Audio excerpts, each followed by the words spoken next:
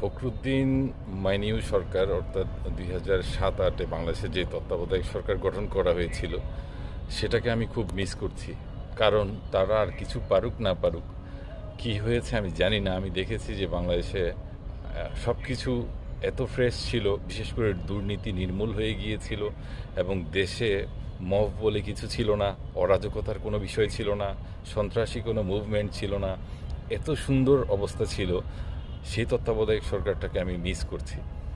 কথাটা উপলব্ধি করার এই মুহূর্তে অন্যতম রিজন হলো আমাদেরকে সংস্কারের যে কাব্য রচনা করে শোনানো হচ্ছে, সংস্কারের যে গীতিমালা রচনা, যে বড় জাতীয় সঙ্গীত বোঝানো হচ্ছে, সেই সংস্কারের কিছু তো আমরা দেখতে পারছি না। আজকে 11টা মাস হতে চললো, 11টা মাস চলে গেল, কিন্তু কিছু দেখতে না পেরে আমরা বীভৎস একটা জীবনযাপন করছি। আমরা কোনো জীবনের সিকিউরিটি পাচ্ছি না।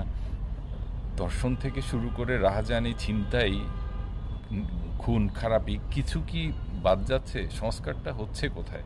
কোনো নির্দিষ্ট ব্যবসা প্রতিষ্ঠান কোনো জায়গায়, যে জায়গায় স্পষ্ট করে সংস্কার হচ্ছে, আর রাজনৈতিক উদ্দেশ্য হাসিলের সংস্কার ছাড়া বাকি কোন জায়গাগুলোতে সংস্কার হচ্ছে, সেই সংস্কারগুলো আমাদের কাছে কি তুলে ধরা উচিত না? তাহলে আমরা বুঝতে পারবো, আমরা নেগেটিভ চিন্তা করবো না, আমরা পজিটিভ একটা ভাইব পাবো, যেটা নিয়ে আমরা বেঁচে থাকতে পারবো।